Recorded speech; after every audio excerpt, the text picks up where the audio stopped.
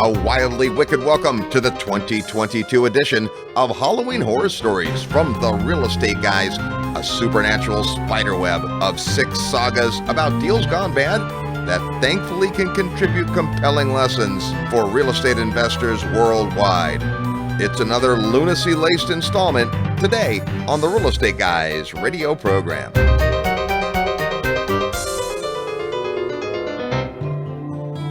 Are you achieving everything you want in life?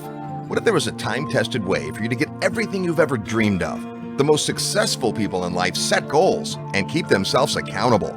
But how? The good news is that it's not rocket science. You too can learn the skills and unleash the motivation that will create success in your life. And now is the time. Hi, this is Robert Helms, and I'd like to personally invite you to attend Create Your Future, the 2023 Goals Retreat, January 6th through 8th in beautiful Lake Las Vegas, Nevada. This unique weekend event has been called phenomenal, inspirational, and life-changing by the thousands of people that have attended.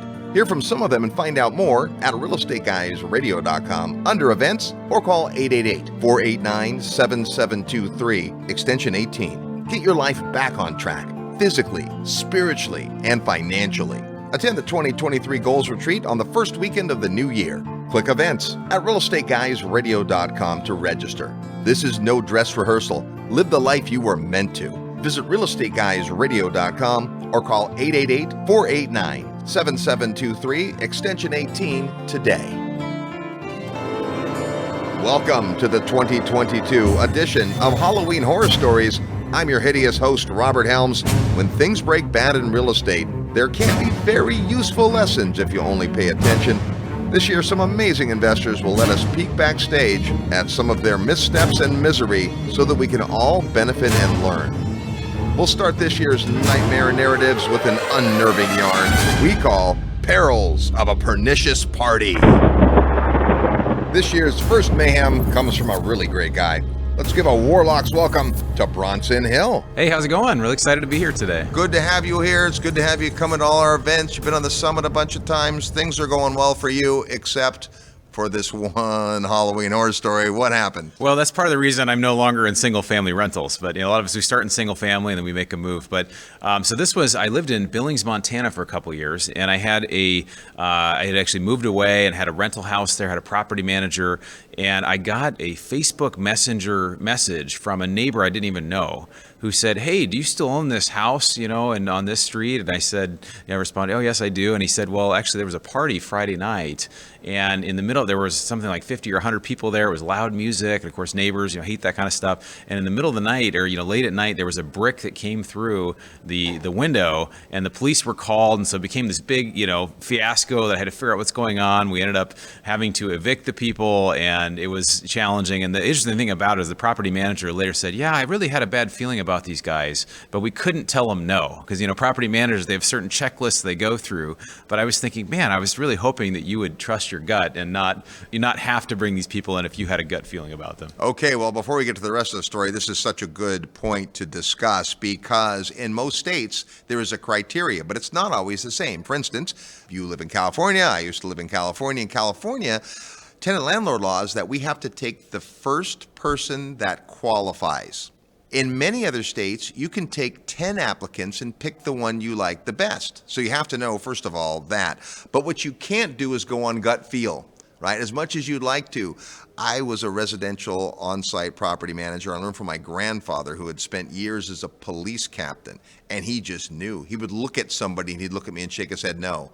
I'm like, "Grandpa, you can't look at somebody and decide," but he was right every time. So setting that aside, right, there may have been warning signs, but you got the tenant in and they looked okay on paper, but now there's a behavior issue. I guess let's be glad that there is Facebook for that reason. What did you do about it? Just got rid of that tenant and that was it? Yeah, so this was, for me at the time, I only had one rental house. And so this was, it's much different than now we have 2,000 apartment units and we're, working with investors all over. But, when you have one house and you lose your revenue, and this is a $5,000 expense, which is about what it costs to fix the window, to do the carpets, to get them out with the loss of revenue and things. So it was substantial. It was a really, it was definitely a hurt. And we actually switched property managers from that point, just because the way they talked about it wasn't just the gut feeling, but there were some things that when they checked references, there were some questionable things that came out even on the references. They said, well, it was similar to California where we have to go with this thing, and it was an unfortunate situation. But when you're getting Facebook messenger messages from the neighbor that you've never met, that there's an issue, right? Tenant screening, one of the most important things. We've actually got a show coming up where we're going to be talking about that because it's critical, and most of us outsource that, right? When you buy a new 200-unit apartment building, you're not running the front desk. You've got to have third-party management, and usually those companies are pretty competent. But the single-family world, all kinds of stuff. So, Bronson, what are the big lessons here? What were the takeaways that has made you a stronger investor? Yeah, so it's interesting. I actually have a friend in California now who doesn't really have any systems. He's got 2 houses, and he's going through an eviction with somebody who had everything. It was kind of fake documents and references. He didn't check any of them. He didn't do a credit. He took their credit report. He took their background check, and of course, all that stuff can be manipulated. But I just think the value. I mean, what I learned from it is the more systems and processes I can have in place, the more I understand it as an investor. And to me, what I really eventually learned is just the more scale you have, the more control you can have over. Because if you have one person who doesn't pay or has kind of a bad issue out of 100, that's very different than you only have 1 or 2 or 3 houses. That's much more substantial on your revenue and your business. Well, and you might as well learn these lessons when you only have a few units before you have thousands of units. So Great stuff. Thanks for sharing with us. Hey, before you get out of here, every 4 to 6 weeks, you're doing this really cool online webinar with all kinds of different folks. Tell us about that. Yeah, so we have the Bronson Equity monthly investor series, and so you've been on there before. We've had Russ on a few times and had some great people like George Gammon and Harry Dent and Jay Martin, just Rick Rule, amazing people. So we do that once a month, so people can find out more at bronsonequity.com. All right. Thanks for being on the program, and happy Halloween. Awesome. Happy Halloween. Hold on to your stomach. Our next monstrous mess is a scuzzy story we call the Eerie Wallpaper. This next ugly story comes from an awesome guy. Let's say hello to Pascal Corcus. How are you? Good. How are you guys doing? We're all good. Everything's good today except for your Halloween horror story. Tell us what happened. So back 2006, cap rates are compressing, opportunities are becoming less. So I started buying into lower income neighborhoods. Okay. Buying in the south side. And everything on paper looked great. The profitability was going to be amazing. We're going to remodel these properties. We're going to get out of the hard money debt. And we were going to get this property producing a lot of money. So we wanted to buy a lot of properties in this neighborhood because it just looked awesome on paper. Yeah. So I am 22 years old at the time. My brother is 14. Wow. And so I would take him with me and we would remodel these 500 square foot, 2-bedroom, 1-bath brick apartments. Yeah. We're remodeling them. We're doing everything we can to provide really beautiful, small apartments. Everything's going well. Market's then starting to turn down. Money's getting tight. So we get looser on who we let in. In the nicer neighborhoods that I was renting in, it wasn't as big of a deal. Well, I realized in the south side, you better be very careful on who you're renting to. You want to be really good at vetting your tenants. Yeah. And I got very good at vetting my tenants. So after the month on this one specific property, the tenant stopped paying the rent. We had to evict. Yeah. And we went into the property after we received back the keys. Went into the property and it was a disaster. Fully remodeled place, disaster. Trashed. Now, I went in there with my brother and it was very odd because there was this one wall and we painted the properties basically an off-white color. Okay. And there was this one wall and it looked like the almost like a texture you would see on the faux grass that people will put on walls that look really cool. And we're looking at this wall and we're like, why would someone put up this weird brown wallpaper? And as we get closer to this wall, we realize it is covered in cockroaches. Oh, no. It was not wallpaper. It was every inch was cockroaches across this whole wall. My brother at the time just ran out. He was scared. He was realizing, wow, I definitely need to be better at picking my tenants. Wow. Wow, that is something, and where there's one, there's many, and when there's that many, that's something. So, what did you do about it? Well, I did become an expert exterminator. Okay. Because those German roaches, they don't leave easy. Yeah. It takes a lot of work.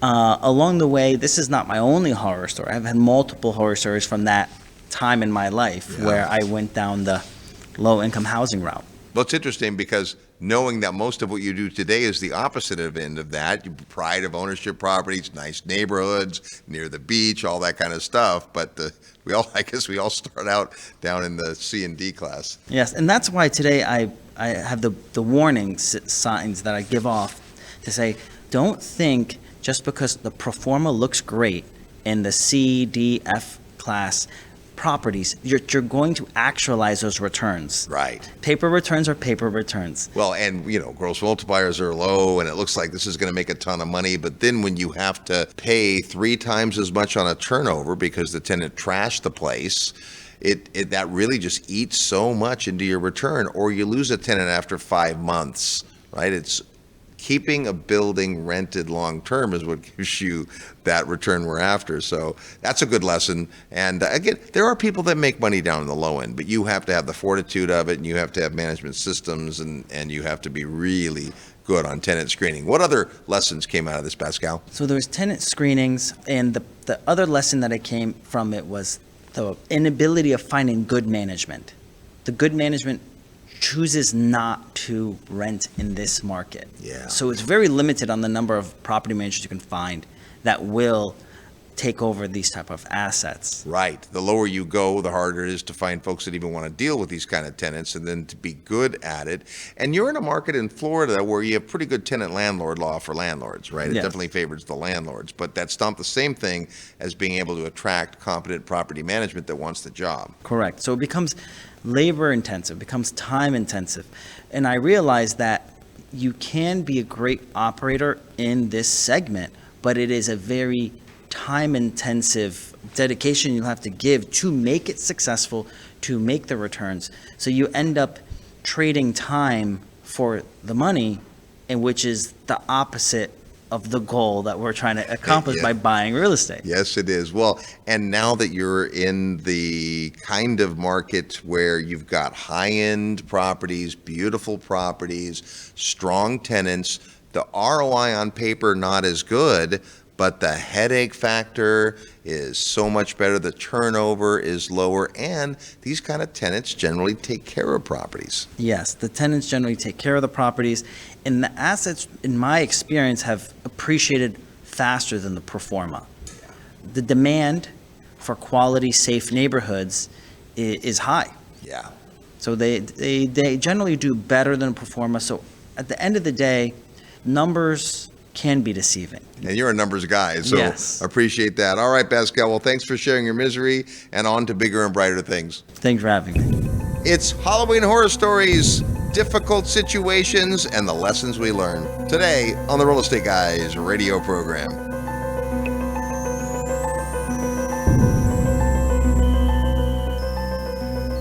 If you love real estate and have always wanted to own your own business, listen up.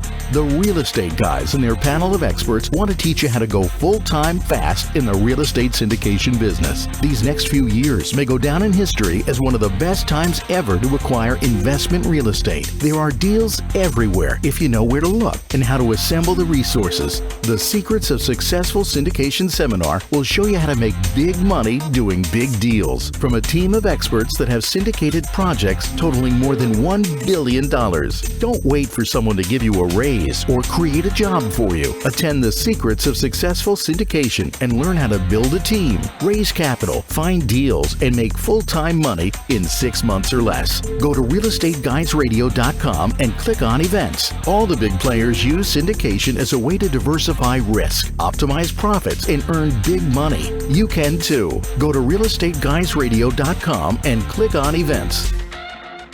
Hey, ever wished you could go back in time and do some tax planning? Now you can, just like Marty McFly. Lucky for you, a brand new federal law just made this possible with an EQRP to get tax deductions and reduce your taxable income from last year, so you can use that tax savings to invest in real estate, Bitcoin, gold, even your own business.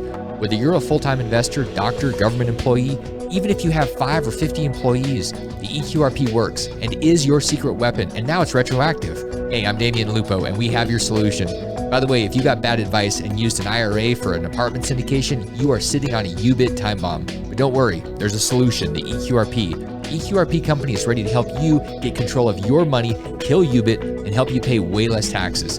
Want to learn more about this strategy? Send an email to eqrp@realestateguysradio.com for my special EQRP report. Paying tax or letting Wall Street suck you dry is dumb. Your first step is freeing your retirement money by sending an email to eqrp@realestateguysradio.com today. Welcome back to the Real Estate Guys radio program, heard every weekend on this ghastly radio station and at your favorite foul podcasting platform. It's the 2022 edition of Halloween Horror Stories, and the next phantom farce is a perilous poltergeist we call the Ghost Tenants. Our next dreadful tale comes from a really positive guy. Let's say hi to our friend Tyler Chesser. How are you, man? Robert, I'm great, man. How are you doing? I'm good. It's good to see you again, under better circumstances, though, because here we're talking about your Halloween horror story. What happened? You know, I always enjoy the Halloween horror stories, first of all, because it almost feels like therapy. Because a lot of times in the real estate business, you look around and it's, hey, wins, great things, all the good things.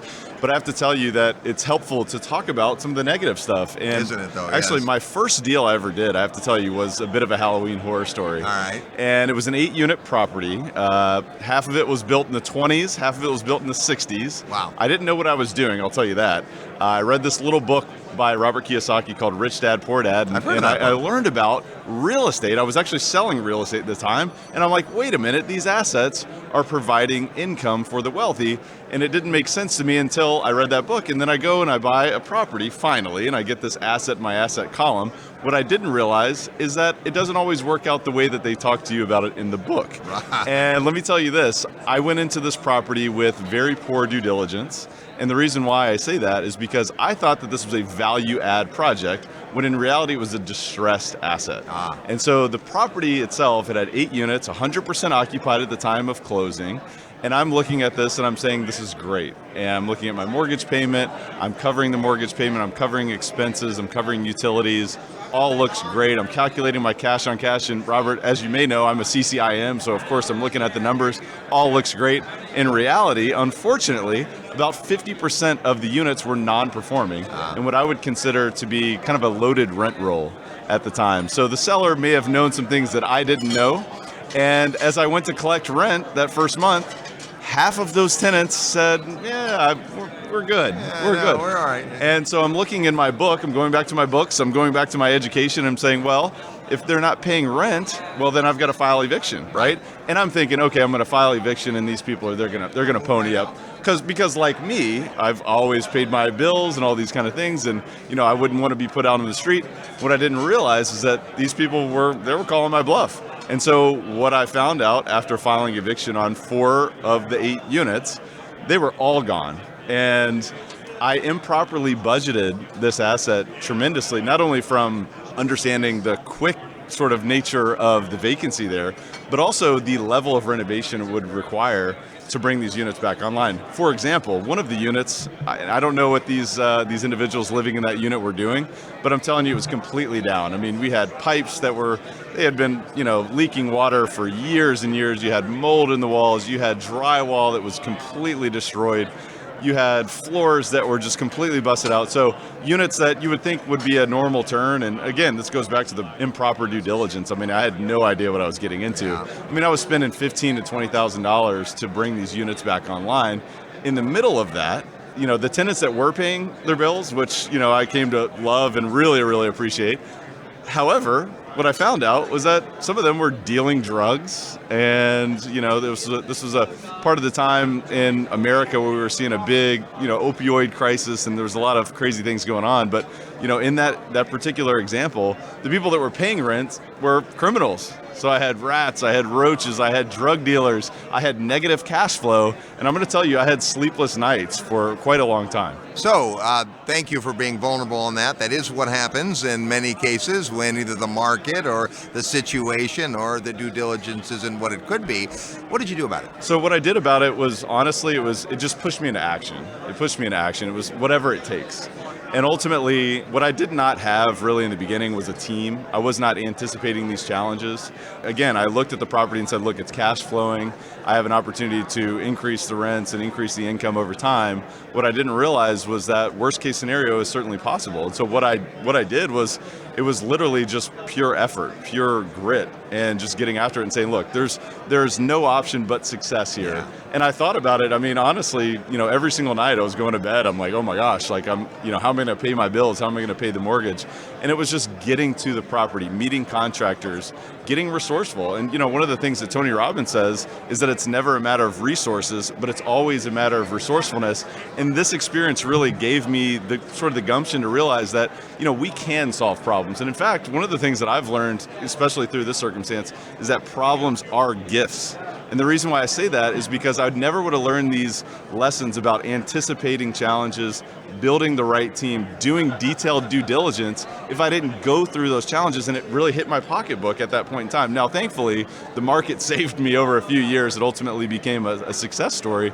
But what did I learn was just that grit and that know-how, but also anticipating and being more strategic in the way that I invested in the future. One of the things I love about Halloween Horror Stories is that the big news is that if you get the lesson, it makes all the difference. It's been said when God wants to hand you a gift, he wraps it up in a problem. Question And the about bigger that. the problem, the bigger the gift. Hey, what were the lessons? Other than proper due diligence, which obviously is one of them, any other big lessons, takeaways that have served you since? Yeah, it's you've got to have the right team. I mean, this is a team sport, and when I went into this, it was me. I mean, I was managing the property myself, and I did not have the proper set of contractors to help support. I was having pipe problems, I was having electric problems. In the middle of wintertime, heat was going out for people, and it was just like unbelievable. It was almost completely overwhelming.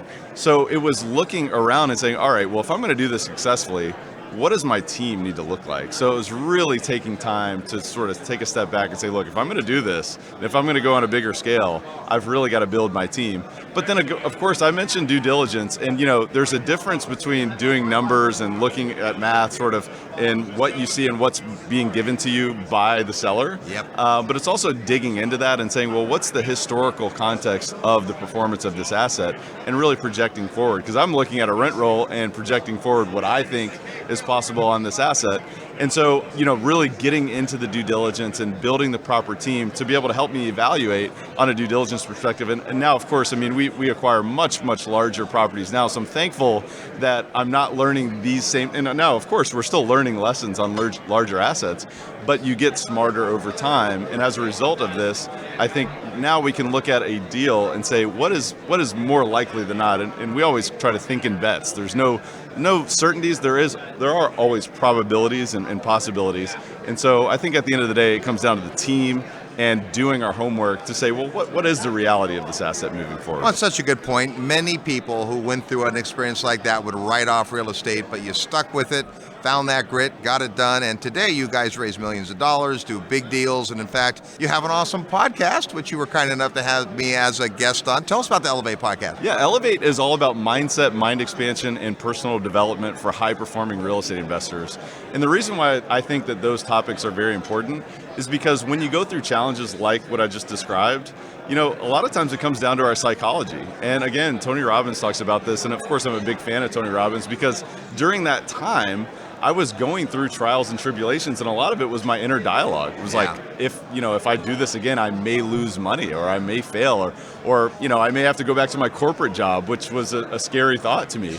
And what I've learned is that the most successful people, they own that inner dialogue. And they do that through their commitment to personal development. Now, of course, we've got to surround ourselves with great people like yourself and ask questions and be at places like the New Orleans Investment Conference where we can learn and grow, not only from a tactical standpoint, but we've also got to understand, well, what are we limiting ourselves by doing in terms of the way that we're thinking, the way that we're exploring our thought process, and the way that we're vibrating on a certain wavelength, whether it's, hey, I'm acting out of fear or I'm acting out of inspiration or belief. belief in myself for what's possible. So that's what Elevate is all about. So we talk to amazing people like yourself who are doing great things in the real estate space. We also talk to people like Seth Godin, like Dave Asprey, and some of the most amazing thinkers in our time today. And I think that it's important for investors to expand their horizons and to think outside the box, because a lot of times we have very challenging problems, but at the end of the day, it requires creative solutions and sort of a mental dexterity that I think we limit ourselves if we're only thinking about real estate constantly. But at the end of the day, we love real estate, and that's what it all comes down to, because I think real estate is a vehicle that can allow us to create the outcomes that we want in our life. So that's what Elevate is all about. Love it. All right, there's Tyler Chesser. Thanks for sharing your misery with us, and better luck ahead. Thanks, Robert. You're tuned to the Real Estate Guys radio program. More Halloween horror stories when we come back.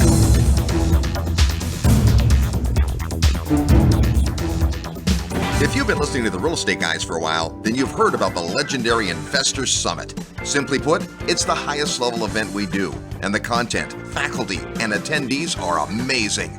If you're serious about taking your real estate investing to the next level, then join us next summer. You'll spend an entire week with like-minded investors, world-class educators, and real-world professionals, and you'll have a blast. It all begins June 6, 2023 in Ambergris Caye, Belize. Visit realestateguysradio.com and click on the tab that says Summit to learn more and reserve your spot. We'll spend a sun-drenched week learning and networking with more than 25 class sessions and breakouts, plus small format roundtable discussions, great dinner conversations, and a ton of fun. It's nearly 70% full already, but there's room for you if you go to realestateguysradio.com and click Summit and make plans to spend a week with the Real Estate Guys and an all-star faculty on the 21st Annual Investors Summit on Sand.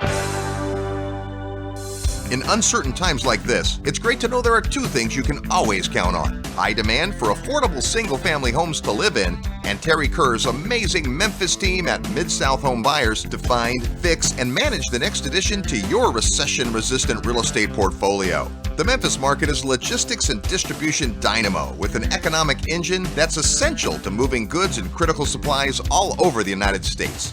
Quality rehab, proven profitable property management, affordable rents, and solid ROI make turnkey property investing through Terry's team a dream when it matters most. To learn more about Memphis and Mid-South Home Buyers, send an email to midsouth@realestateguysradio.com. That's midsouth@realestateguysradio.com.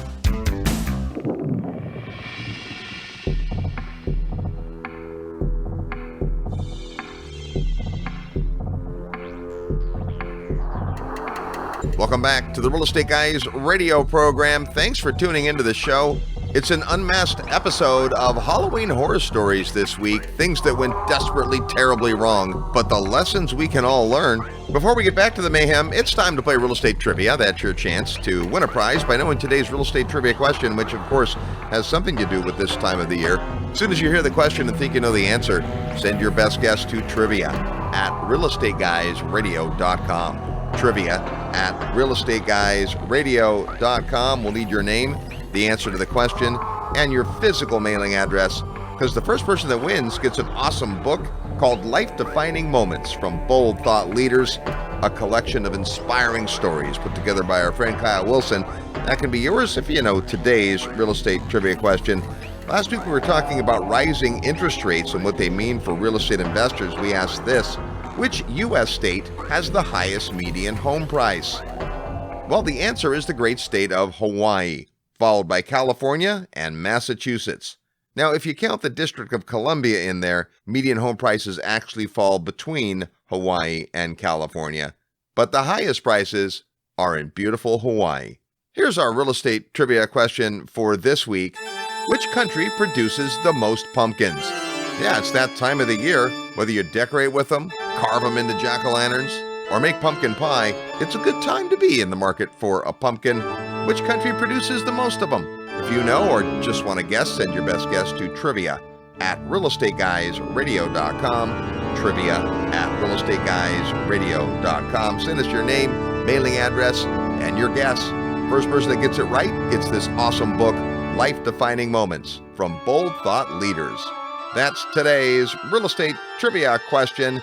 It's our annual edition of Halloween Horror Stories, and this next wicked wager is a backlash of a bet we call It Wasn't in the Cards.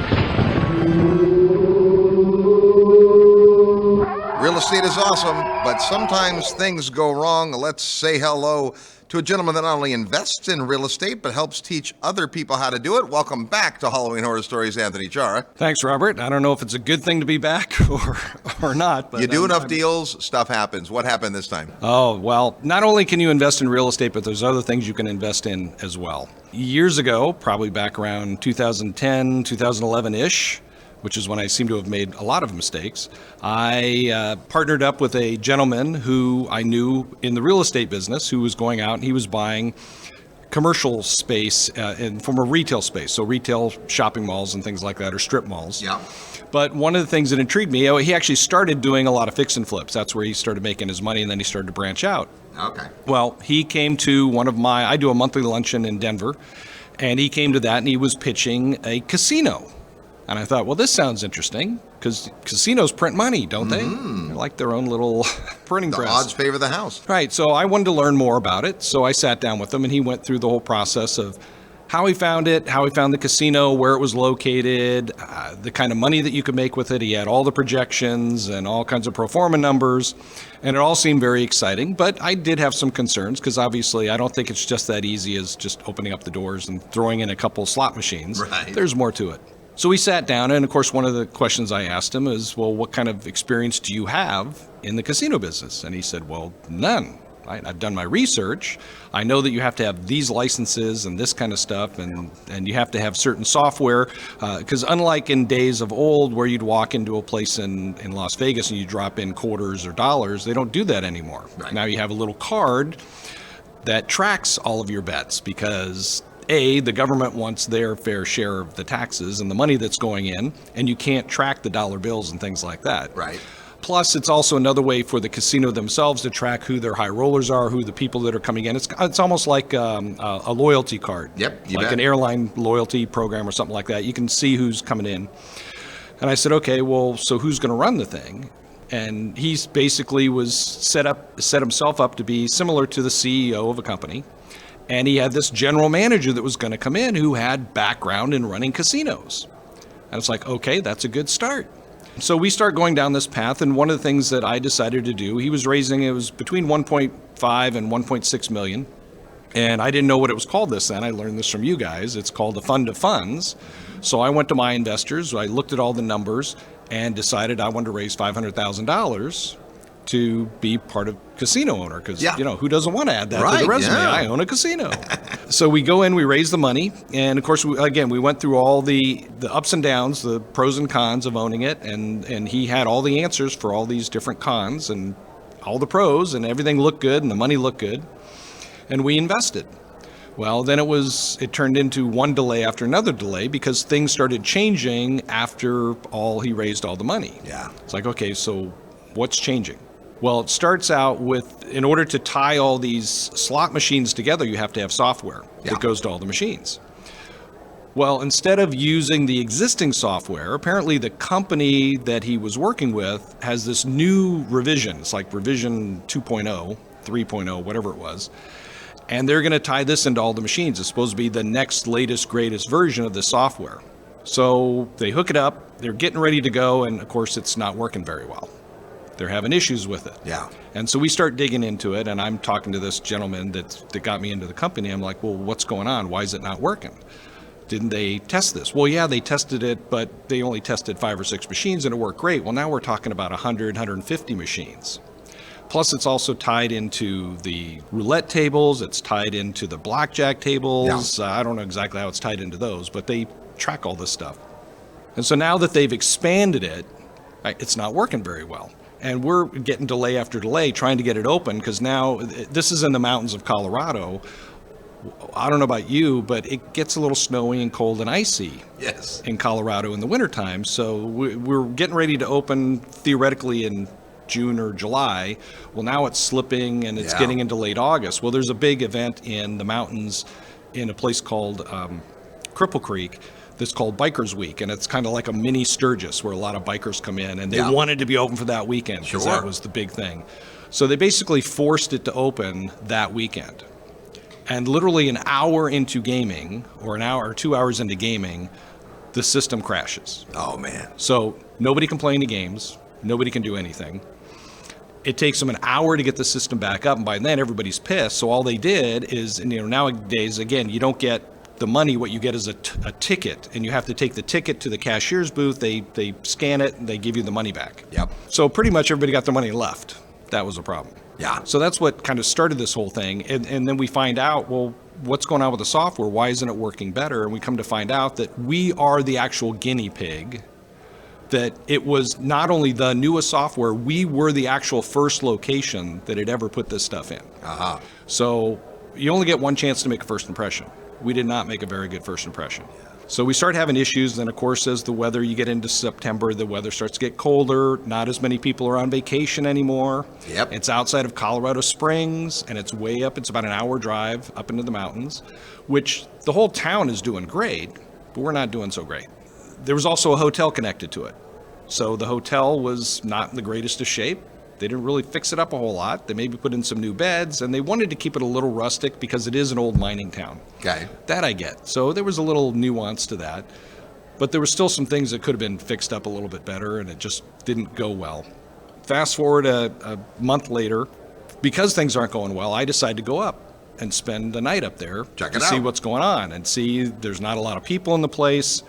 We're losing money. They're talking about doing a cash call because the software's costing money. We're leasing the slot machines from companies or Yeah. a company. So I go in and I sit down with the manager, the general manager, the next day or that day, and I start asking him about his experience. And I said, okay, so you've done this before. Is this normal? Well, yeah, you got ups and downs and things like that. And I said, okay, and we got a little more deeper into his background and come to find out that, yes, he was the general manager of 2 other casinos. And then he proceeds to tell me that both of those casinos went out of business and went bankrupt while he was the general manager. Wow. So it's like, okay, this is not shaping up to be very good. Yeah. And sure enough, again, we continued to have cash flow issues. Things went down. We weren't able to make we got a 6-month pass on the leases when we first took over this building because the guy that got me into it knew the guy that owned the building. And so the guy was nice enough to say, look, I'll let you in the first 6 months, no lease. And then the leases start picking up. So now we're 6 months into it. The lease is starting up. Yep. We don't have enough money to pay the leases for the building. We don't have enough money to pay the leases for the slot machines. We tried to find somebody to buy out the business because there were a few people that were interested. We had some big wig that owns casinos in Korea fly over. And then we even sent our team, our not really CEO, but maybe CFO, a young lady, and one other person, I don't remember who it was. We flew them to Korea to actually meet with this guy's team. Yeah. They came back all excited. Oh, it looked great. It went great, blah, blah, blah. They come back. Right after they come back, the guy goes dark. Don't hear a word from him. He was all excited about how he was going to buy it out, and he was really interested, and then just nothing. That's never good. No. And of course, he didn't buy it out. We ended up losing the whole thing, lost $1.5 million. Ouch. Yeah. So, not that great of a gamble. No. But what were the lessons? What'd you learn? Well, excellent question, because there's always lessons, and as people say, you learn more from the deals that go wrong than the deals that go well. Yep. So one of the things that I learned is I didn't ask the guy that got me into it, I didn't ask him enough questions. Yep. Because I assumed he was going to be there as a CEO to check on everything. And when things started going sideways, and I confronted him and I said, well, what are you doing about it? You don't seem to be spending much time down here looking at things. He goes, well, I never wanted to run it. I'm just the guy that put it all together. It's like, well, that's not what you led me and my investors to believe. We thought you were going to be the spearhead. That I didn't expect you to run it on a day-to-day basis. That's why you have a general manager. But you still needed to be here to oversee it. And he was just completely hands-off, which was just the wrong thing to do. So I didn't ask him enough questions to make sure that he was going to be there. The other thing that I didn't do was when he did say he had a general manager, when I'm taking the responsibility on behalf of my investors to bring them into a deal, what I'm going to do now is I'm going to go to the general manager in this instance and say, okay, what is your experience? Yes. Because there's no way he should have ever been hired. No. Yes. Was he the general manager of 2 other casinos? Yes. But what happened while he was running them as a general manager? They both lost money and went out of business. It was So you have nuts. to ask the second level of question, right? So crazy stuff. Well, I'm sure that story makes you a better investor better at due diligence, better at asking the right questions. In fact, Anthony teaches folks how to invest in multifamily. You can find out about that if you go to successclasses.com. Thanks for sharing your tale of woe. Thanks, Robert. There's Anthony Chara. It's Halloween horror stories, things that go wrong, and the lessons we learn. Today on The Real Estate Guys.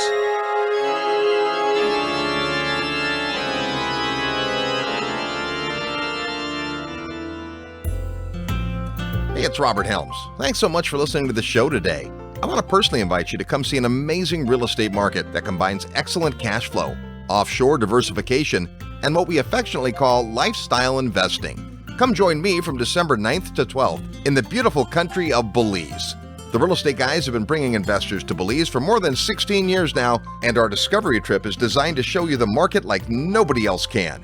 Sure, Belize is breathtakingly beautiful. The people are wonderful. And wait till you taste the food. But the real opportunity is the real estate investment potential. There's all types of opportunity in Belize when it comes to real estate investing, including both long and short-term rentals, commercial and retail triple net properties, business opportunities, land acquisition, development, agriculture, and more. And as the only country in Latin America with English as its official language, it's easy to understand the law. Property rights are strong, and contracts are in English. And at Ambergris Caye, a unique situation exists where demand for rentals continues to outstrip supply, creating a compelling environment for investors. So come see for yourself. Join me December 9th to 12th in Ambergris Caye, Belize, as we study the market, learn about the sustainable drivers, and tour lots of beautiful real estate. And like all of our field trips, there are no properties for sale during the weekend. Rather, you'll meet lots of local providers that will help educate you about the market so that you can follow up with them after the trip if the market's interesting to you. But that ball's in your court. You'll receive their contact details, but they won't receive yours unless you give it to them. You've heard about Belize and the Real Estate Guys for all these years. Now come see what all the excitement is about. Plus, we'll have lots of time over meals and activities to talk about all things real estate. To get the details, go to the website at realestateguysradio.com and click on events where you'll find the Belize Discovery Trips. Once you register, you'll get information about our group hotel rates as well as travel details. So join me in Belize December 9th to 12th. It's a beautiful country with lots of amazing possibilities, and the only thing missing is you. Go to realestateguysradio.com under events, and I look forward to seeing you in beautiful Belize. Welcome back to the Real Estate Guys radio program. It's Halloween horror stories. As we round the home stretch, here's a despicable dossier we call the Closing Catastrophe.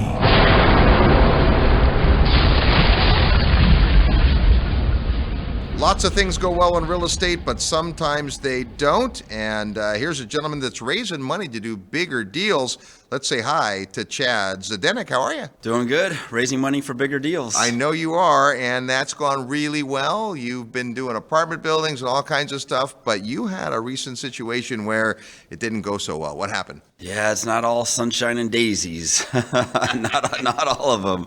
So I was raising money for a big deal in Florida, and this was right around like March, April timeframe, right when things really started taking off with interest rates. Yeah.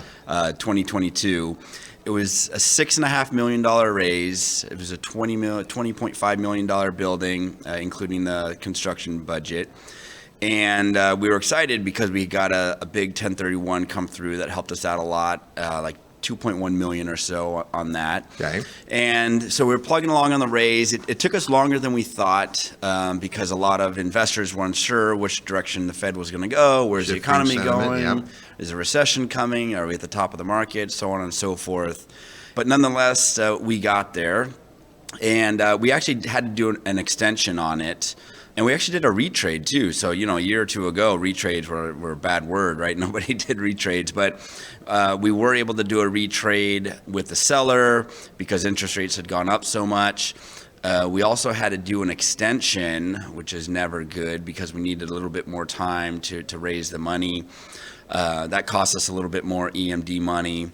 So we got an extra 4 weeks on the close. I think we had to put an extra $100K down on EMD, so we were like $800K hard at this point. And then we got the money that we needed. We were scheduled to close on a Friday, and then On the Monday of that week, our 1031 dropped out. Oh, wow. Yeah, with 4 days left to close, which really means like 2 days, because you really have to get the ball rolling and you need to make a decision. You can't like decide on the Friday, like, oh no, I changed my mind. Like you can't do that. You need to start unwinding the process a little bit more before. And this was about a third of the raise. Yeah. Okay. So this was a third of the raise the week of. And mind you, this was, at this point, was probably, I'm going to guess, about June 2022. So things were not getting any better. We're getting into the 3/4 rate hikes every meeting. And we did have a rate cap that we had bought. So we were insulated there, but the investor sentiment was tough. And so they had said, they pulled out that week. And it was like an all hands on deck scramble to find out, like, okay, we got to go find 2.1 million. We already extended it. We had 800K hard, and it was not a good position to be in. So we scrambled. We gave ourselves 24 hours to do it, because then we had to start unwinding if we had to really decide one way or the other. And we raised like another 1.1 million in that 24 hours. Part of it was going back to the existing investors and saying, hey, we need a little bit more than we thought. Some of it was just shaking the tree harder than we wanted to. Yep. But when you have $800,000 hard, you shake the tree, right? Well, we talked about this when you were right in the thick of this, and it's like, what do we do? It's like, well, you get back on the horse. Yeah. And, the people that have already invested have a vested interest in making it happen. So that is a good candidate source. But then you've got people that were maybes that you're going to go after as hard as you can. Right? Yeah. So this is a prime example in this time frame. Like I've kind of painted the picture of how high the stakes are. Yeah. And this is a really good example of the thing that you and Russ teach, which is like be a farmer, not a hunter. And I've taken that mentality. I've learned from you guys. And I try to give as much as I can to people, and I don't ask much. I just give, and help. And if you give enough, it'll come back, right? And I leaned on a lot of favors that week. I called you. I called Russ, and like you guys called me back the same exact day. I think you were on a conference somewhere in Northern California. We talked at like 8:00 at night, and you were super helpful and saying, "Hey, well, what about this? What about this?" Russ hooked me up with Dave Zook. I talked to Dave Zook the very next day. And it was just amazing to see how all these things could come together at one point when I really needed the help. And again, I was able to call in some favors that I kind of had the poker chip in the pocket. Like I've farmed for a long time, and I was able to go to those resources, which was great. That is a great point just in and of itself, in that you always in the syndication business want to have more interest than you have room, which means sometimes you tell people, no, I'm sorry, we're full, we can't take any more money, and they aren't always happy about that, but that's better than the other, and having a major investor drop out. So what ultimately happened, Chad? So we are talking Halloween horror stories. Yes, we are. It wasn't a very pretty painted picture at the end. We actually lost the deal. Yeah. And Thursday, Friday came. We didn't get to where we needed to get to. We did a bunch of other things that I won't go into on this talk, but I'll just say that we lost the deal, and we lost $800,000. Yeah. It was a hit. It was a really big hit. So what are the big lessons that you've learned? Because you paid full price for these lessons. So Yeah. share with us some of the things that might help folks listening. Yeah, these were expensive lessons. I'm happy to share. Hopefully people can learn from this, especially in this environment. We're in a totally different environment right now. Yeah. And I think that's why this conversation is really timely, because we still are in this uncertain environment. For me, there was two main things that I learned. The first was being overly dependent on one investor, and in particular to try to partner a little bit more with the 1031 instead of them just being able to leave at a whim days before close. Like that needs to be shored up a little bit better, either through an agreement or through their own earnest money. Somehow it should be shored up more. A second thing that I would also do, especially in this environment, is to have your gap funding or short-term funding options lined up ahead of time. Yeah. And you can do this like maybe a month before you're supposed to close, kind of see where you're at, and then start looking at options sooner than the week of the close. Because if you have time, you can find deal and you can get the terms you need. At least you know what you're dealing with. Right. When the wrong time, as we know, to ask for money is when you actually need it. So if you can set up your gap funding maybe a month prior or so to the close, just in case you need it, that would have been very helpful. All right. Well, I know it wasn't fun going through, but we really do appreciate you sharing. And why I have you here? Can we talk a little about your TV show? Sure. Yeah, we were on the Investor Summit this year, and we usually have a movie night. And this year, not a movie, but a television series that you host. And we watched one of the episodes, and it was awesome. Right before Top Gun, it was perfect timing. Aircraft carrier. Tell us about the show. Yeah, so the premise of the show is I'm a structural engineer, general contractor by trade. And in the show, we dive into these giant machines, take them apart, find out who made them, why they make them, go into the historical context of it, and really dive into the machine and figure out how it works and why it was made and the historical context of it. It's picked up by National Geographic, internationally, Smithsonian Channel, Amazon, and Hulu. You can find on those platforms. We filmed 6 one-hour episodes all around the world, and it was great. So the one we showed in Belize was the aircraft carrier episode, which actually we did probably 2 weeks after Top Gun Maverick came out. It was perfect timing. It was good timing. Well, thanks for that. And for folks that want to see that he's not just a pretty voice but a pretty face, you can check out the show. Thanks, Chad. All right. Thank you. To watch Chad's fun and fascinating television show, simply search for Inside Mighty Machines. You'll dig it. Our final Halloween horror story for this chilling chapter is an explosive incident we call Downtown Detonation. This next tale of woe comes from a wonderful gal who has a great disposition. Let's say hello to April Marluski-Hudzinski. Hi, thank you for having me. Well, the hardest part's over. I got your name right. So good to have you. And most things go well in real estate, but you have a challenging story. What happened? I do. I owned 2 commercial mixed-use buildings at the center of a downtown that is the fastest growing city in the state of Wisconsin. And I had bought them on a note years earlier, and it was a sleepy town that all of a sudden was growing. And long story short, there was some construction right outside of my building, and the diggers hit a gas line.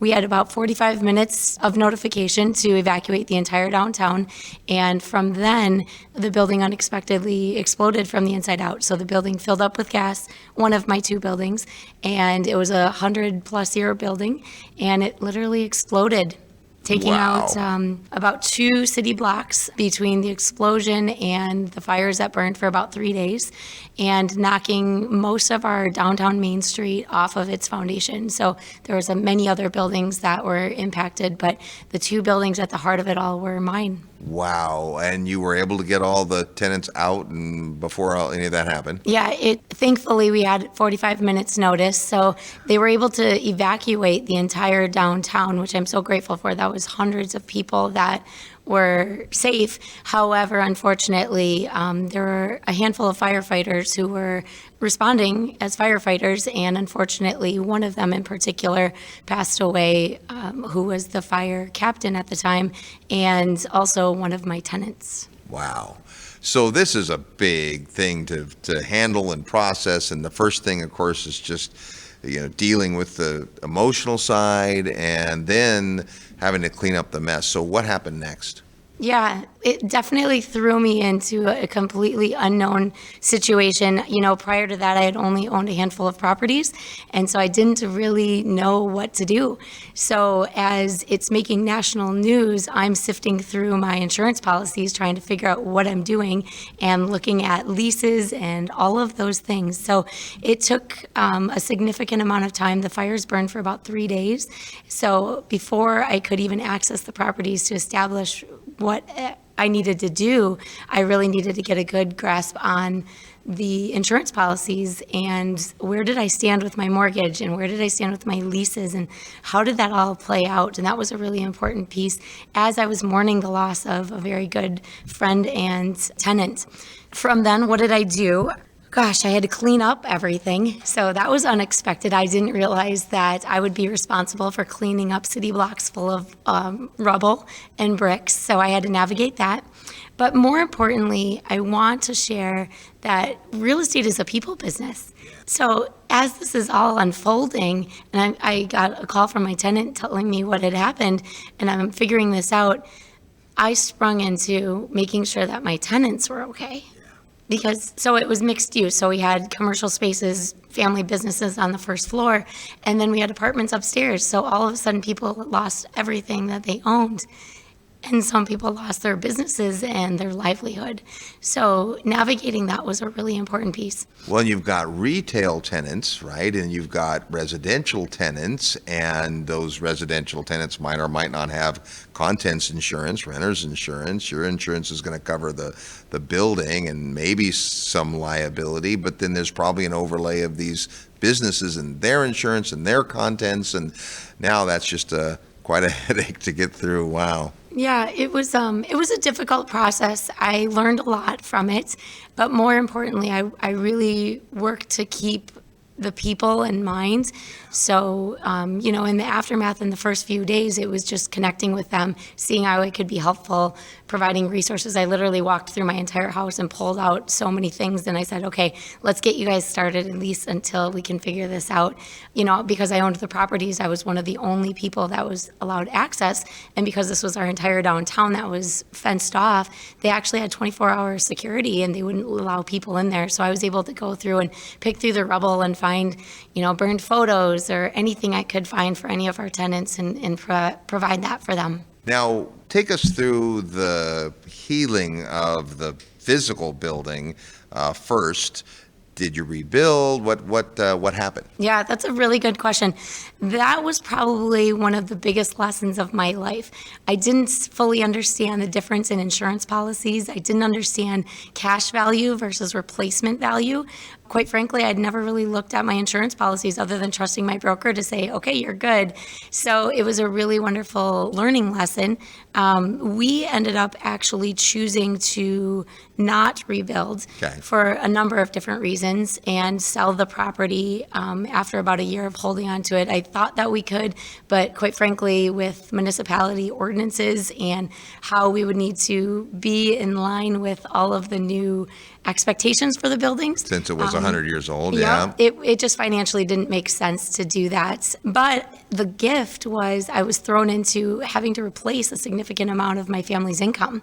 So I not only owned 2 of those properties, but I operated 3 different businesses out of that area myself. Wow. So I had an amazing task ahead of me of figuring out how do I buy a building and with my insurance proceeds, which I couldn't access until I found something that replaced it and met that. Okay. And how do I replace a significant amount of income when prices of property had increased significantly over the years, and that was going to be tricky. So that was probably the bigger lesson. On top of that, in understanding insurance, understanding my mortgage, the banks called my note due before the fires were even out. So understanding how to access that and navigate those things. And then on top of that, understanding the legal side of things. And, I was thrown into a class action lawsuit, and I was thrown into another lawsuit with one of my tenants. And those are really tricky things that I had never been part of litigation. So understanding how to work with attorneys, how to navigate the legal system.